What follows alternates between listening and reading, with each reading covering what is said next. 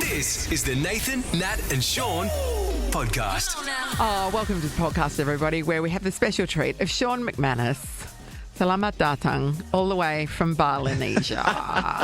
Nat, very good. Thank you. My Your sister-in-law's Indonesian, so you've got a lot of practice, haven't you? Most of all I know. Yep. That and nasi goreng. So we are going to hear from Shaun from Bali. And also, we talk about when you jinx yourself. That was inspired by your daughter boasting about how she's been to Bali so many times and never gotten sick. Yeah, well, you know how that ends just by talking about it right now.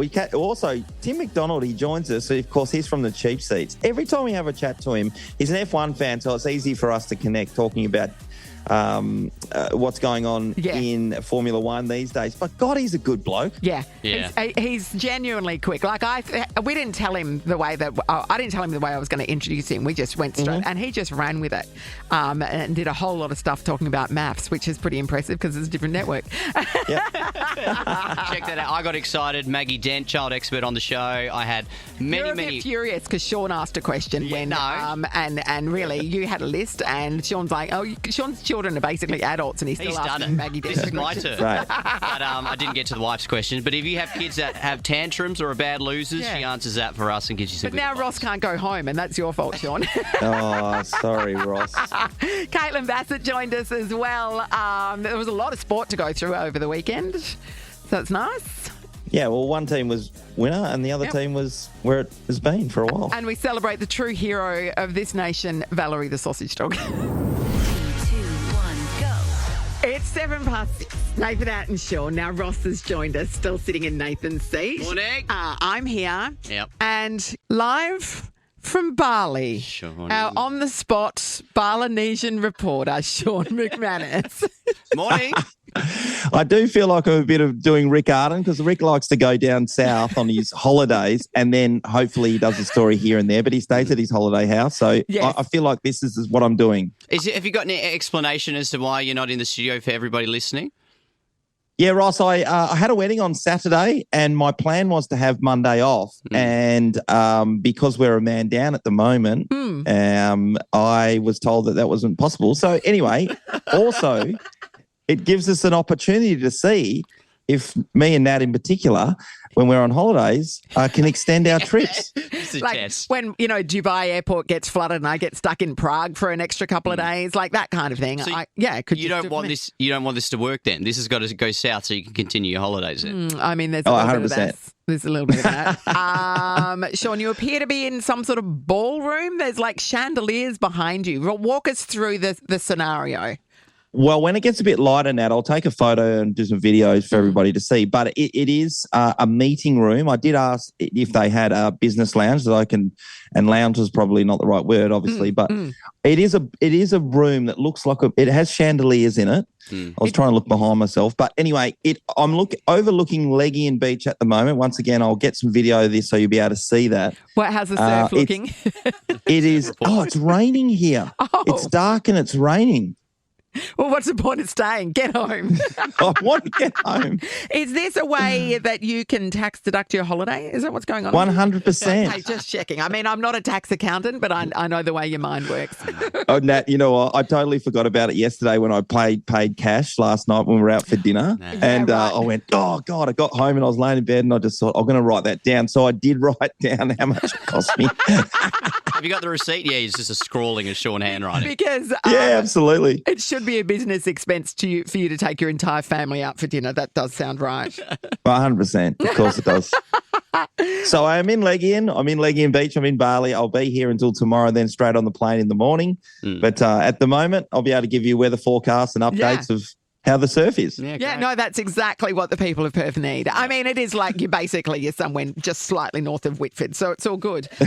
Nathan, Nat and Shaun podcast. Sure, we do know that the Pope died, rest in peace. But the biggest news, I think everybody will agree, front page story, Shaun McManus just sold a house.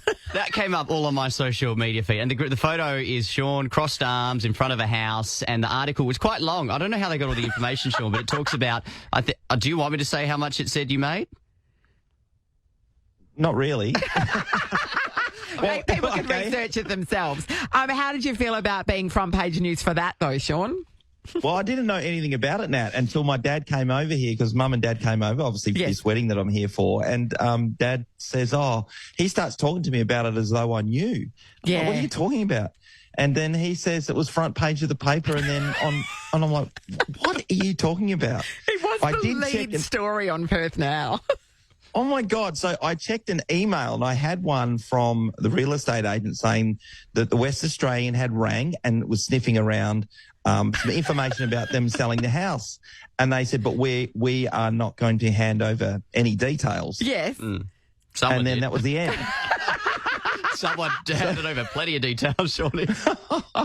I think you can research all the different bits and pieces. It would all be on the public record. So what you bought it for and how much you sold it for and all that sort of stuff is there is a database that tells you that. But also, this isn't your house. This is it's not where you live. You've never lived there. No. It's just it was a investment property that you had over the years. But my question is, why are you liquidating your assets? What's going on? Well, remember when well, there's lots of things. But recently I sold my stake in the Medina. Oh, tavern, yes, which the was funky down. cold. That's right. Yeah, Disappointing yeah. So for all of us. that left a massive hole in my pocket, Natalie. Because once again, you bought high and sold low, the McManus way. 100%. I know no other way. You'll be working with us for a bit. All right, then we're taking you behind the news, everybody, because it was big news in Perth, that's for sure. This is the Nathan, Nat and Shaun podcast. Stay out. Feel the fever this Suncorp Super Netball season and join the Green Army. Get your West Coast Fever tickets at Ticketek now. All right, we're about to play a round of Foxy Boxies with West Coast Fever up for grabs. Ha ha. Tickets to join me in a box courtside. This includes pre-game hospitality, courtside drinks. The Sunshine Coast Lightning headed our way to take on the West Coast Fever on Saturday at RAC Arena. Going to be a big game, and we're coming off our first win for the season because Janelle Fowler is back. Fantastic. Happy days. Hit form at the right time, Nat. That's perfect. Exactly right. Now, we've got two contestants ready to go. Introduce them.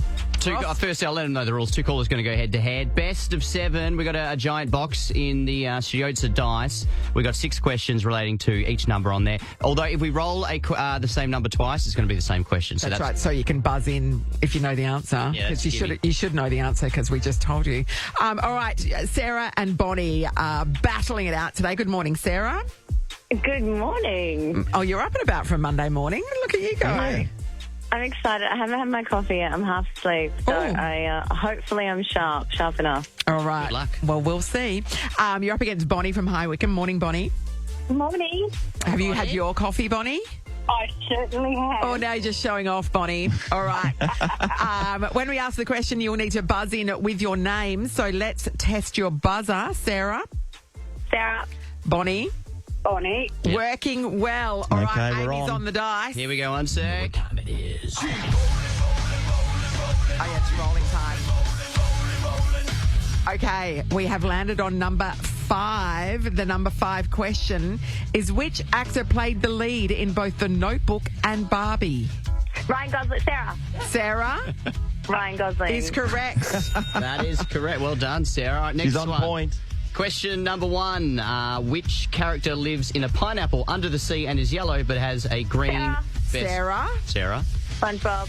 SpongeBob is correct. Sarah leads 2-0. And it's best of 7, so first of 4 essentially. What number is it? It's number 2. Okay. Which singer released the hit album 1989? Bonnie. Sarah. Bonnie. Taylor Swift. Yes, Bonnie. Yes. Bonnie's on the board, everybody. All right, next one. It's halfway. Number 6. Number 6. Which, actually, do you have this written down? Yes. What's the main ingredient in guacamole? Sarah. Bonnie. Sarah. Avocado. Easy. You're right, Sarah. All right, 3-1. 3-1. One away from winning it for Sarah. And it's come up, question number 1. Which character lives in a pineapple under... Bonnie?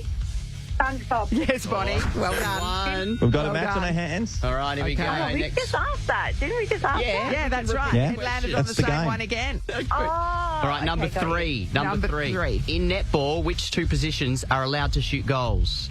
Sarah, Oh, I reckon Bonnie, I I heard think. B first. Bonnie. Yeah, Bonnie. goal shooter and goal tech. Yes, Bonnie's tied it up. It's 3-3. Next one wins. And it is number 6. What's the main ingredient in guacamole? Bonnie for the win. Bonnie. Bonnie.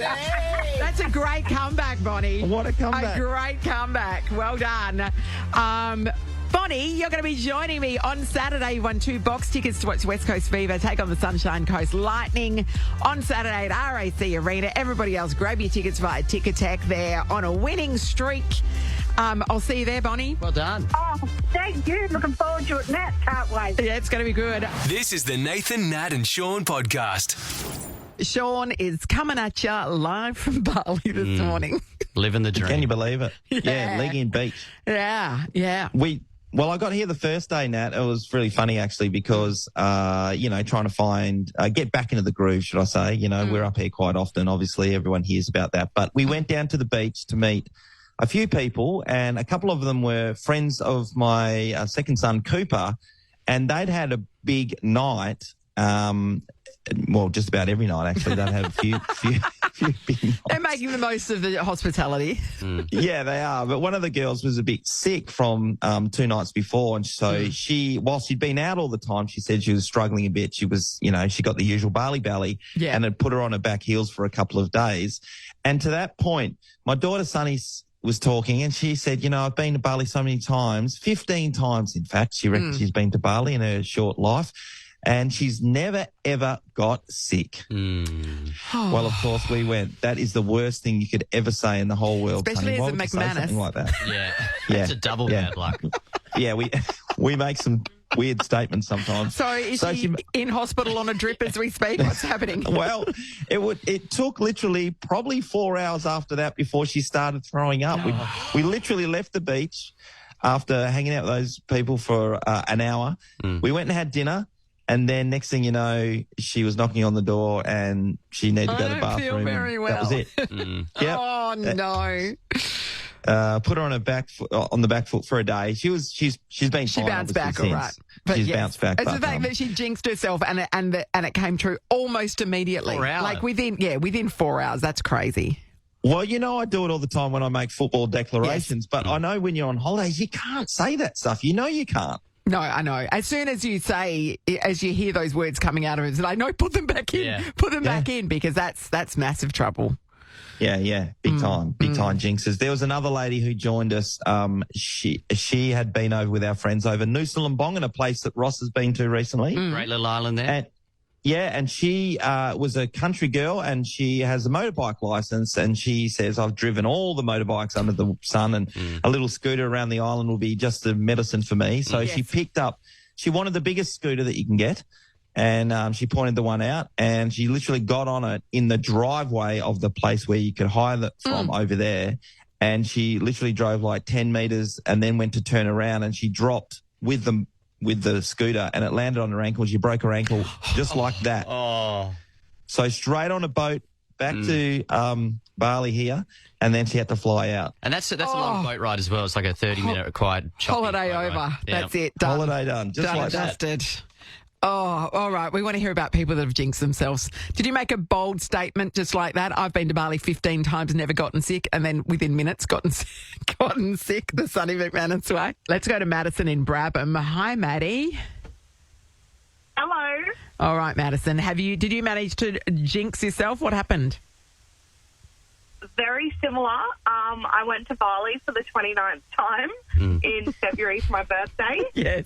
And I'm always taking annual leave from work, so they're kind of taking the mickey out of me, going, oh, you're going to Bali again, you're going to get sick. And I'm telling everyone I'm immune. I was not immune.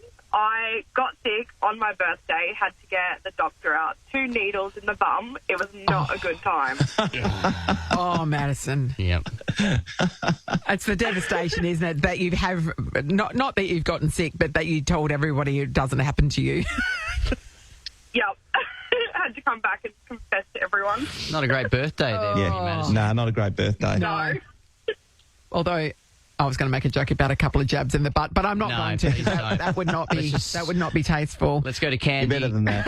Candy and Hi, Ross, Willerton. moving on. Hi, Candy. Morning. Oh, hang on, we haven't got Candy up. Where's Candy? There Oh, we there go. she is. Hi, Candy. Morning. Morning. I've got a hubby that thinks he is the best motorbike rider in the world and was bragging to his mates about how he's never had an accident. He always does the speed limit. Everything's all good with him. He's the perfect bike rider. Yes. That was on a Saturday night, bragging to his friends about that. The next day, we took him to go and look at I think it was a Kawasaki Bumblebee motorbike. Somebody's house, that someone was selling it at Gumtree years ago. Yeah. And he takes it for a test drive while I'm in the gentleman's driveway. He's taking it for a test drive and he's going around the roundabout. He didn't see a bit of yellow sand that was left on there from somebody, and the motorbike skidded out with his leg underneath it, and he had ground his toe, big toe, right down to the bone. Ended up in hospital and had to have plastic surgery on this toe because eventually it was so disgusting you could see the bone. Yes. But he also got a blood infection while he was in hospital. So the big joke is, you just don't do that. You can't brag about What it. about how much damage did he do to the bike that he hadn't yet bought? Yeah, well, we had to pay quite a large sum because the guy had to have the left-hand panel redone and spray painted after it had been redone and spray painted and everything. So it was a costly exercise, not only in the repairs, but, with him off work for quite a while. He still, to this day, has to have medical attention to the toe and podiatry work done. God, Candy. That is terrible. Yes, so he's not a... Sorry? Did the owner of the bike, was he more upset about the injury to your husband or his bike? No, he was mortified to see when he came off the bike on the sand. But when both and I were running down there, I'm running for my husband. I was running for the bike. But yeah, he was a little bit more mortified about his bike. So, but I mean, needless to say, we paid for all of the repairs, but he's never allowed to ride a motorbike again, or even mention the word, because there'll be death in the family, I think. Yeah, good idea, Candy. Jeez. Full on. Thanks, That was Candy. only going to end badly, wasn't it? I know, right? Oh, I didn't think it would end with plastic surgery on a toe, though. Callum's in Silver Sands. Morning, Cal. Morning. Morning, how are you? Thank you, buddy. Cal. Did you jinx yourself, Callum?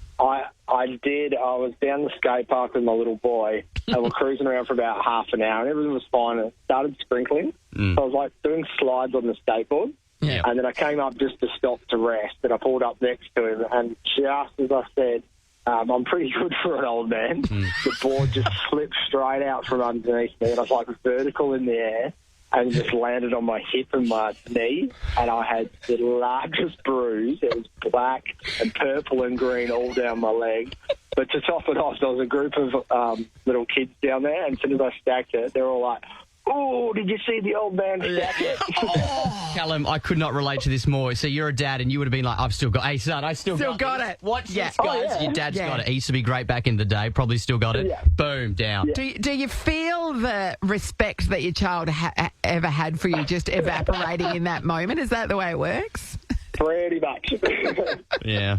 Callum, great work. Nathan, Nat, and Sean podcast. I know you've been wondering how you're going to fill the void that MAFS has left. But luckily, the Cheap Seats is back tomorrow night at 8:40 on Channel 10. And joining us now is the guy that sits next to Melanie Bracewell, Tim McDonald. Good morning. Morning, Tim. Morning, guys. Thank you. And we were actually paired together by the Married at First Sight expert. There you so go. it's amazing we've lasted more than 2 weeks. That's right. Once again, they nailed it, obviously, because the sexual chemistry is extraordinary. Well, we start on Tuesday night with Intimacy Week, so that should be a lot of fun. Hey, Tivy, outside of Intimacy Week, what can we expect on the cheap sheets? Yeah, what a gear change this is going to be from Married at First Sight Intimacy Week to the Pope passing away. A lot of news stories happening. Basically, if you've never seen the show, we watch all the news so that you don't have to. We find the best bits, and there's so much news happening. We've watched all of the Pope coverage. We've watched all the election coverage. What about Valerie? I was just about to mention, Valerie, what a great country it is where the lead story is a sausage dog who's returned after 529 days. It's my favourite story of the year. Keep going. As a matter of how long that was, 529 days, I think that was the Eagles' last win. So that's how long Valerie's been away for. That's hurtful. To be fair, when you think about those stories you've just been covering, particularly the federal election that's coming up, that is clearly the best story that we need to hear about because no one wants to hear any of the other stuff. No. Totally. And look, we're all over the election. We're all over the Clive Palmer ads every 35 seconds. Oh. So we're going to bring the best. But what I love about the election are the minor parties and the independent candidates. The guys that don't have the huge budget for their videos, they don't have high production values. So you just see them. We've got a candidate who we're going to show on Tuesday night who's literally just wheeling out his wheelie bin whilst he's giving his policy announcements. So I love the little guys. Those are the things that we love on the cheap seats. He's a man of the people, you know? He's a man of the people. He was literally putting out his recycling. And I think he said the phrase, hopefully I'll have something more exciting for you tomorrow. Oh. So we love it. Tim, the debate was on last night. What did you take away from that? Did you watch it? There was a question about eggs. How much are eggs? I think Dutton called him Albanese Trump light. But what did you take away from it?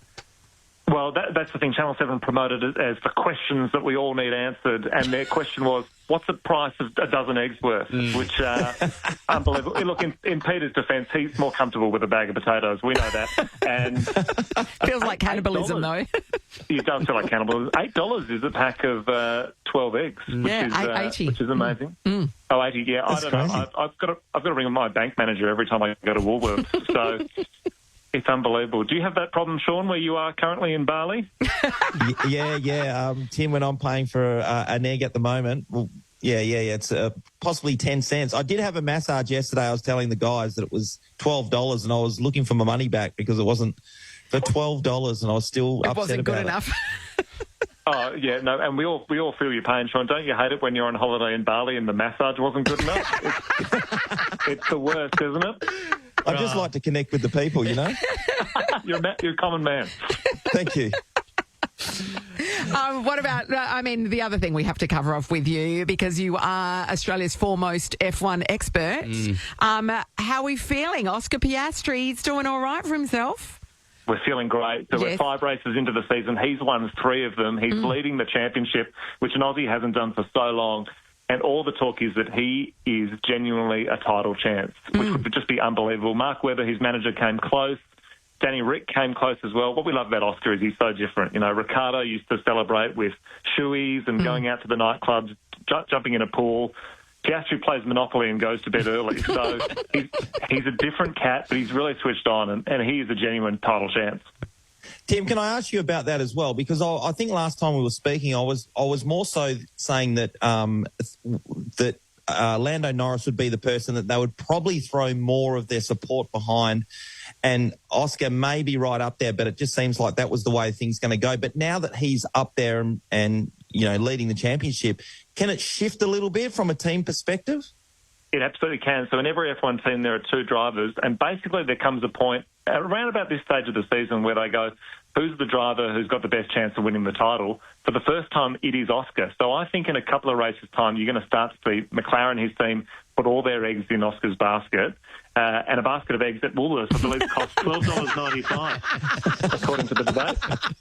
But it's great. It means he's got an absolute genuine chance, which I'm so excited for. Miami is the race this weekend. I think it's on about 4 a.m. Perth time, or about 3 in the afternoon Bali time, I believe. Thank you very much. Catherine DeShort. Hey, just quickly, Tim, so there's some talk. I mean, it's by ex-racers and on podcasts. I don't know if there's anything to it, but so they're saying Lewis Hamilton, maybe he'll throw on the towel because he won't have the love for it. He's currently sitting 7th. What are your thoughts on that? Well, this is the year he moved to Ferrari, which is his boyhood dream. I'm not sure how he's going because he's a vegan, and I'm not sure Italians know what that word means. So he doesn't care about the price of eggs, though, does he? No, that's exactly right. Ask him what the price of tofu is, and he'd be all across it. So, look, he is one of the greats. You never write him off, but at the moment it looks like it's Max Verstappen, who's the 4-time-in-a-row world champion, up against the Aussie Oscar Piastri. It basically means this season is just going to be unbelievable. So we cannot wait. 5 races down, 19 to go. Wow, what a long year for them though, with all those races still to come. It's so grueling for them. You forget we see the glitz and glamour of it all, but geez, it's a grueling season for them. All the travel, and you got to get the job done. And you think about the guys who work on the car, so the people who are putting the tyres on, fixing the brakes, they will be at the track till about midnight, and then often they are on the first flight in the morning the next day to the next race. So these guys, they don't have a life. They work super hard, much like a certain Perth radio presenter who I know who's currently away in You Bali. just put things to the side, mate. You just keep going. Absolute When trooper. are you back? I'm back tomorrow. I'm going to do the show from Tim. I'll be away for tomorrow. I'll be doing the show from here tomorrow, but then I'll be jumping on the first plane out of here. So I actually feel like I need to come back and join society. You have to. Feels like it might be easier to ask when are you not going to be on the show. That might be an easier. No, it's fine. He's going to be back in Australia just in time for the cheap seats tomorrow night. Yeah. So that's, it will be. That's his high priority, obviously. Pretty sure Channel 10 and 10 Play don't quite make it to Indonesia, but if you're back home, Shawnee, we'd love to get you on the couch. Tuesday night, 8:40 on 10, Mel Bracewell, me, and special guest to be confirmed. Oh. But if you just look at the top of the Channel 10 chimney, once you see white smoke come appear, you'll know that we've found a guest. The conclave is happening now to try and determine who it's going to be, but it's obviously Grant Tenya. Yes. Once again, Tim McDonald, it's always a pleasure. We can't get Denya out of the building. Hey, guys, thank you so much for having me. Enjoy. Good on you, Tim. Catch up with you again soon. This is the Nathan, Nat and Shaun podcast. Came across a fun bit of content. Being in radio, we've had plenty of technical difficulties. Yeah. I gotta Like say talking that. and stuff. Yeah, that's what they pay us for. Nicole Scherzinger, she was at a Broadway show in New York City. They had tech difficulties, and so what she did, she pulled out a megaphone and sung to the audience. Here is how it sounded. You know what? It's a once-in-a-lifetime performance.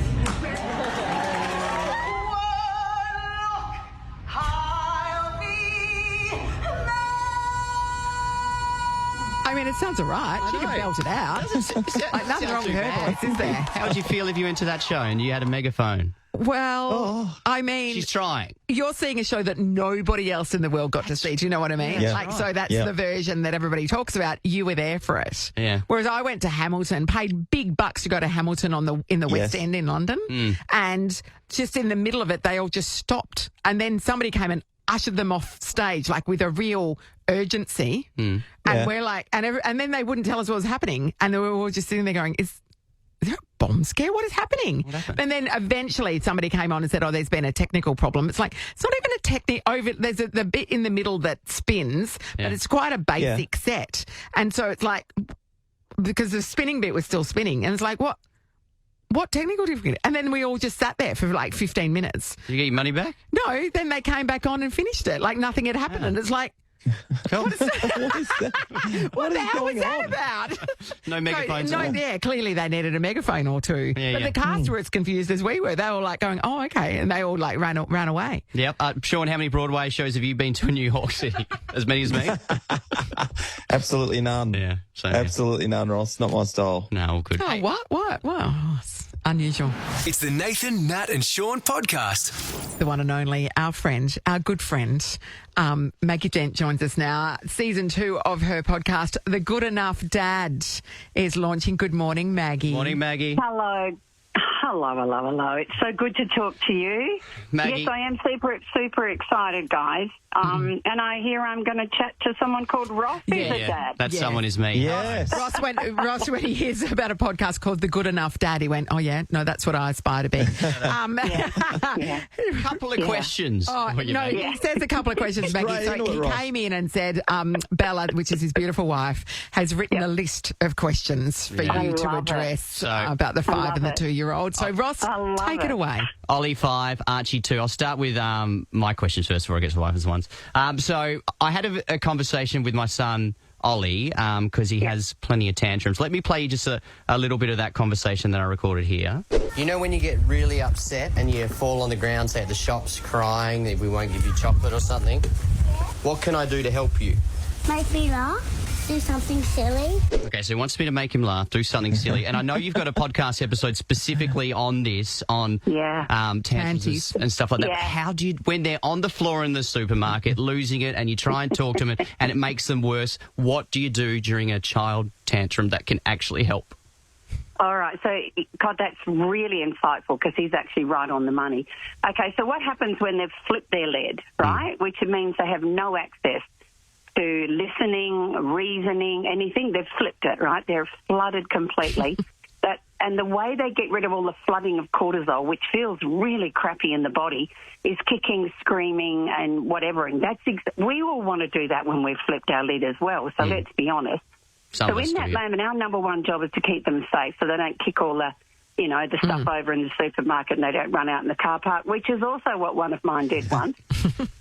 So bottom line is we've got to keep them safe, but talking to them is a waste of time. Yeah, okay. But what he's just saying there, if you can catch him just before, like, he's asked for something, the Becky before dinner, the toy, the whatever, and we're going to say, yeah, no, mate, no, not today. We're not doing that. And bottom line is he's going to escalate. So then they come in again with another argument. That's when, if you go a bit stupid and stomp your feet and look like you're having a tanty, or you fart. I was going to say fart noise. Fart noise goes a long way, doesn't it? Or just turn into a dinosaur. You could probably get him through that one. Yes, because farting dinosaur. You've created something that, But when we argue, oh, man, it's just, it's like throwing petrol on a fire, especially at 5. That's helpful. So get in before you know it's going to happen. Get in before it's completely because there are signs, right? You know what, you can see it coming. Yeah, absolutely. But once he does it, do you just wait it out calmly? Yes, you do. You can't. No, once again, it's the same sort of thing. There are times absolutely okay to scoop them up with great love and take them out to the car. But what you're doing is you're not stomping out there screaming in their face while you do it. Hey, mate, come on, I'm going to take you, because sometimes it's actually safer to remove them. But most of the time we sit in, I often say, why don't you look around at people looking at you with the... And you go, no, just discharging cortisol from his brain. Lots of cortisol coming out of the brain. Very soon it'll be, that was good. That was a good discharge. Yeah. Eventually he'll come down to calm, and that's when they're ready for us to soothe them. And it's so frustrating, let's be honest. And so but everybody's been there. Normal. Developmentally normal. Yeah. What about if the rest of the family who are there start singing the Ollie's throwing a tantrum song and do a dance? Would that work?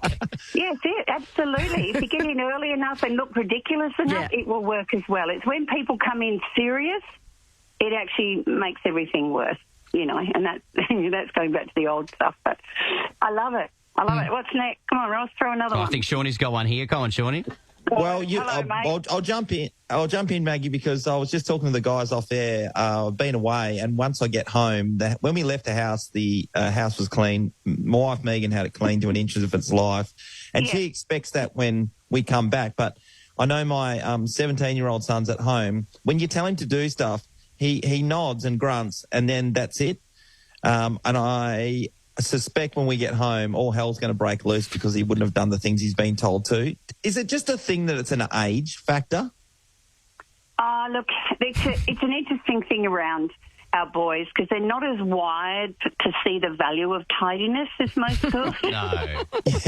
Right? That's such a polite way to put it.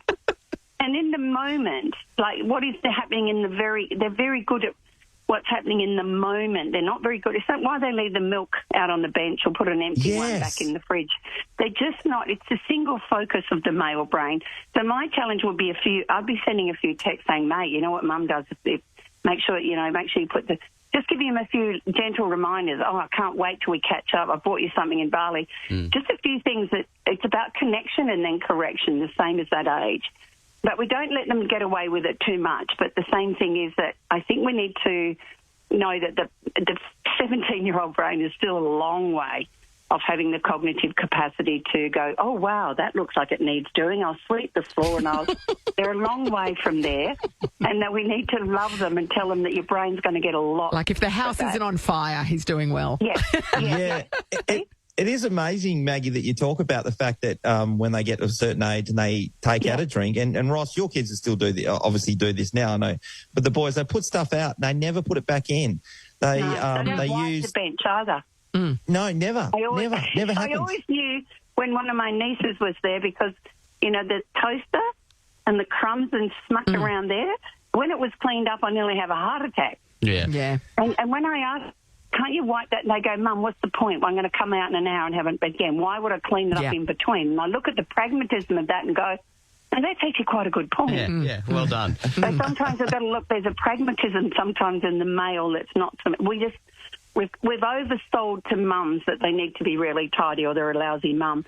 Yeah. But can we just chat for a little bit about the fact that I was nearly going to get sacked by my two sons, because my four sons, because I didn't have a surfer that I'd interviewed on the show, on the podcast, and a footballer. No joke. They were going to sack me as their mother because I've done all these other people, and even famous people. They're not interested. They just wanted.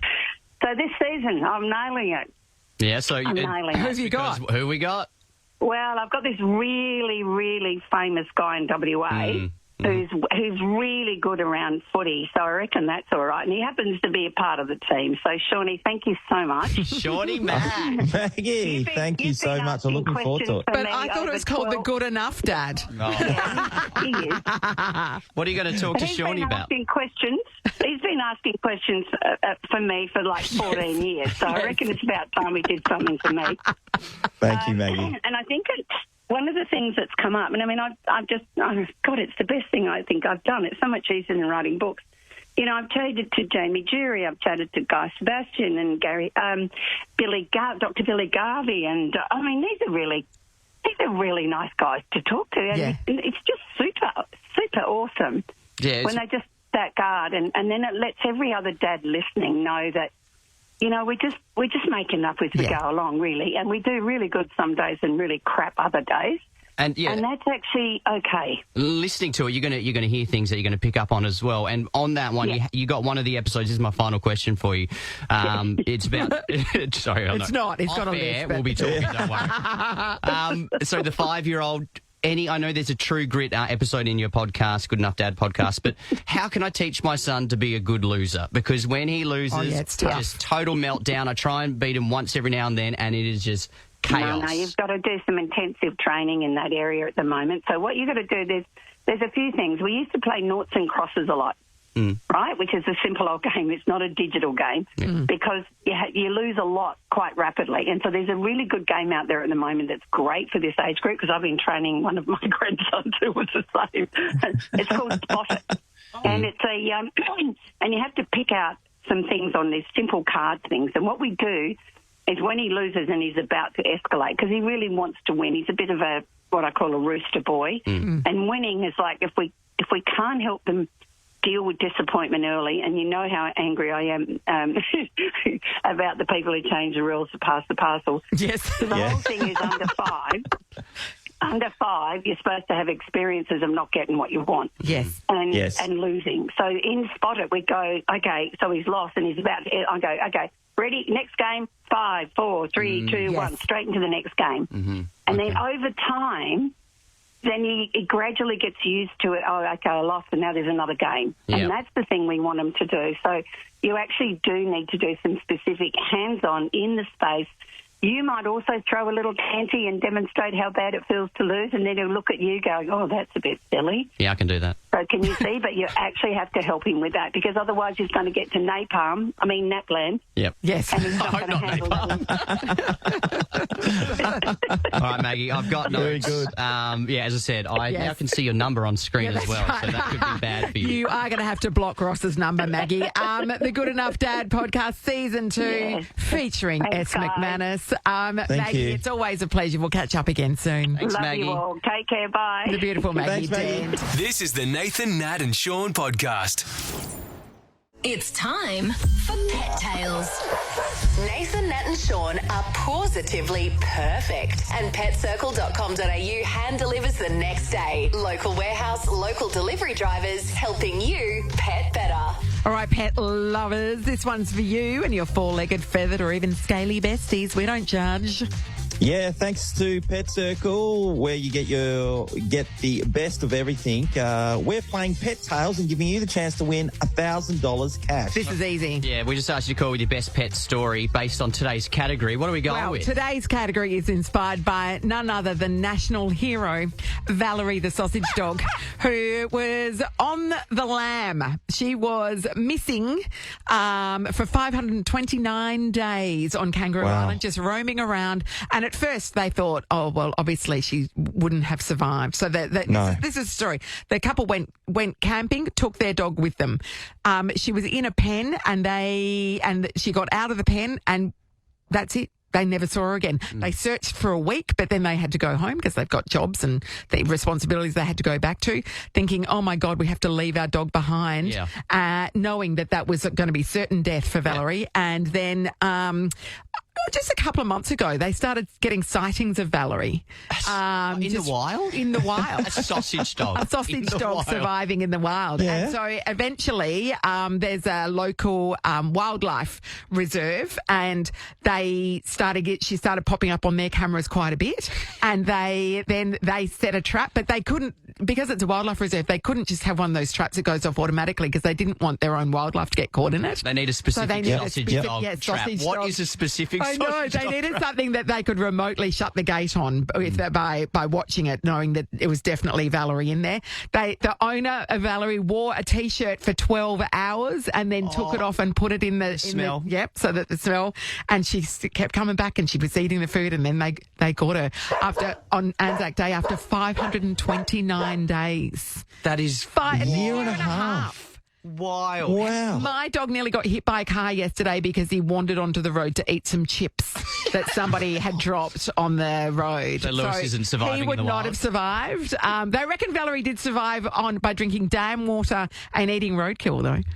Isn't that amazing? Oh, wow. Yeah. Wow. Valerie, unbelievable. And Valerie looks in great nick, by the way. She has not suffered at all for being on the run for a year. That is wild. That would be so happy, but how unexpected. I know. So what today's category is, we want to hear from you. If your pet has been missing for quite the period of time, more than just a few days, where were they? How did they get found? How did you get them back? How long were they gone for? Let's go to Laura in Alexander Heights. Hi, Laura. Hi. All right, Laura, talk to us about your pet that went missing for a while. Okay, well, when I was little, I had a crazy crab. Yes. And he was all jelly-like, falling out of his shell. Yeah. So he was dead. So I buried him. And 2.5 weeks later, my dad found him walking along the bottom of our saltwater pool. No. You can't kill him. He came back from the dead. There he is. What made you think he was dead? Well, he was just all jelly-like. He wasn't moving. So, I just assumed he was dead. Yeah. He'd been like that for hours. Oh, hours, not days, just Maybe hours. It's like I'm just sleeping. He was having a nap and then wakes up. Oh. It's like the opposite of Weekend at Bernie's. If anyone's going to escape a sand trap, it's going to be a crab, I would have thought, too. So that wasn't the best hidey hole. That's a great point. All right, thanks, Laura. You hang there. Strong contender. Kate's in Belia. Hello. Hi, guys. How you going? Great, Kate. Now talk to us about your pet that was missing for quite a while.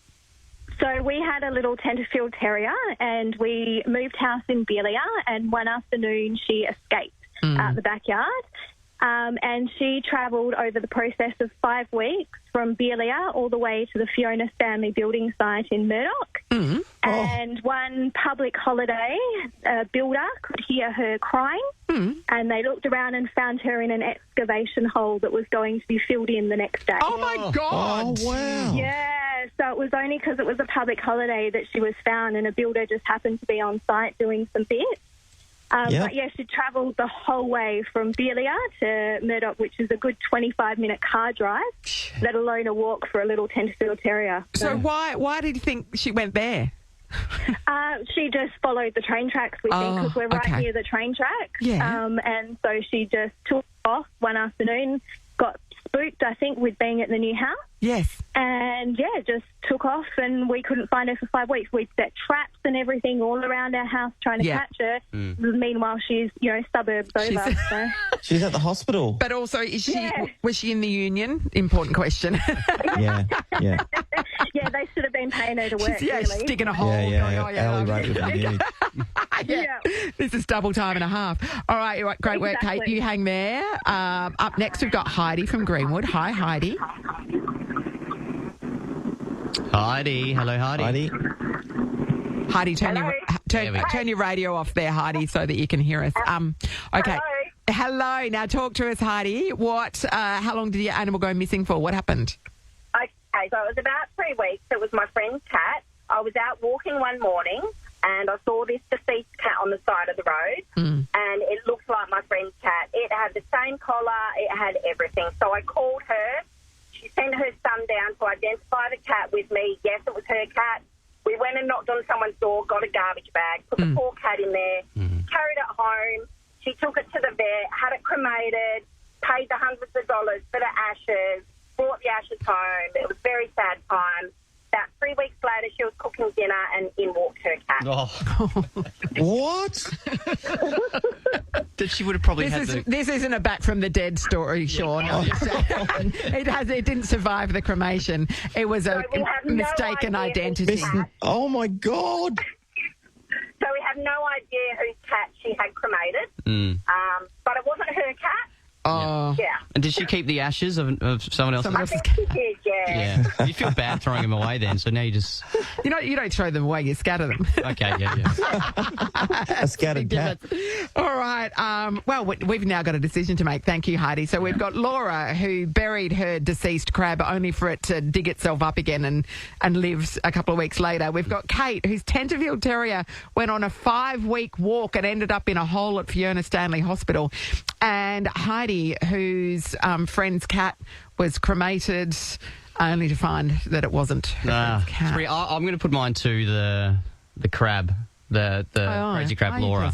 Normally we don't say which one we're voting for. I don't mind who wins. We just secretly hold up fingers and the like. Well, I'm going to say that, which means it's 1-1. Shaun, are you saying that as well? Yeah, I'll go with you now. Okay, all right. So we are awarding the $1,000 cash to Kate, whose Tenterfield Terrier went missing for 5 whole weeks and ended up in a hole. All right, Kate, $1,000 from Pet Circle, all yours. Fantastic. Thank you so much. Don't worry if you missed out, everybody. There is another opportunity to win tomorrow. We'll have a slightly different pet-related category, but also a shout-out to our hero of this story, Valerie, the sausage dog on the run for 529 days. We're so proud of her and everything that she's done. I'm voting for her to be Australian of the Year next. Yeah, well done, Valerie. This is the Nathan, Nat and Shaun podcast. I voted the other day, so I'm done. I don't have to listen to any of the ads anymore. Well done. But I went to vote on Thursday because I had been to Garden City and I was driving back, and there's a pre-polling place for our electorate that's in Melville, and I thought I'll just pop in there on the way home, no worries. And the traffic around it was about 4:00 on Thursday afternoon. The traffic to turn right into the car park off Stock Road, the traffic was banked right back, and I'm like, people are what is happening? They're all doing what you're doing. I know, but Did you think there was an accident, Nat? No, I knew exactly what was going on, but I'm like, Really? why? The point of the pre-poll voting is you do it so you don't have to wait. Otherwise, you might as well just 100%. wait till the actual day. Yeah. But I'm like, this is crazy. But then I happened to be in Fremantle on Saturday and went past the Freo one and went, there were more people handing out pamphlets than there were people queuing, so I just walked straight in. Like, it's done. I'm done. Were you furious when you turn up? Because you go to do the early one, so you don't have to wait in line. Yeah, and that's then you're right. in line. I didn't. I just left. I just left. I had to go through the back streets to avoid the traffic jam. Furious. So we're going to get to the point, Nat, that we're on the day that it's supposed to be taking place, where that's when you're going to be able to walk in there with no one around and get it done in 5 seconds. I know. Well, I always used to wait till quite late in the day anyway. I mean, it means you miss out on a sausage. Yeah, of course. But also the people handing out the how to vote cards have pretty much lost interest by then. They're normally just chatting to one another, getting one another's phone numbers, that kind of thing. Yeah. And so, it's literally just a matter of kind of waltz in, do it and waltz out again. But I'm pretty busy. I've got the netball and I'm doing various things on Sunday, baby shower. So I thought I don't have to worry about it now. I am done. Nicely well done. Shawnee, you're about done with the show because you want to go, surfing a water bomb park there in Bali? Well, all of that was on the board. I'm not sure how it's going to go. The weather was a bit dicey, but I'm seeing so many people out surfing at the moment, Ross. It's very enticing. What do? You don't take your own board up there, do you, Chappelle Corby? Yeah, I do. But you do? No, I do, but I'm going to leave one up here, Nat. I've decided. Where do you leave Are you serious? Well, I think it's easier. I mean, if I just leave it up here, then I'll just use it when I'm up here. Have you got a spot to hide it? The common man, aren't you? Having I'll give it to my mate, G'day. G'day looks after it. Yeah, okay. Yeah, okay. Hi, Truso. Jeez, must be nice, eh? I know. Are you hearing this? It's outrageous. I saw the double chandeliers behind him today. Looks relaxed. Great show, though, from you two. Like riding a bike, hey? Back at it? Sean's lost touch with the common man. That's but it. yes, the rest of us, we're still on board. Yeah, no, enjoy, Shawnee. Get back safe. Enjoy the day of surfing today. Good to have you guys back in the Shawnee will be from Bali, from the Bali Ballroom again tomorrow, and then you jump on a plane, is that right? Yeah, straight away. As soon as we've done the show, I'll be off to the airport, Given no technical difficulties. We'll see if he wakes up on time tomorrow if the alarm goes. But no, enjoy over there. Very relaxed by the sound of things. Nat, are you relaxed after your little break as well? Yeah, I had a week in Melbourne where the weather was surprisingly good. Like it was a late Easter, and normally Melbourne at Easter time is freezing. But we were eating outside at night. It was balmy. It rained on the last night. Other than that, nothing. I took a heavy overcoat and boots. Did not need them because it was too hot for that. Crazy. Unreal. I know. I love this time of year. It's just gotten cold in the mornings. It was nippy the last little week or two. It was a little nippy today as well, but a nice sunshine out there. So you guys enjoy the rest of your day. Shawnee, enjoy the day in Bali. Get on you, buddy. Far out. Have fun. Nathan, Nat and Sean is a Nova podcast. For more great comedy shows like this, head to novapodcasts.com.au. Nova.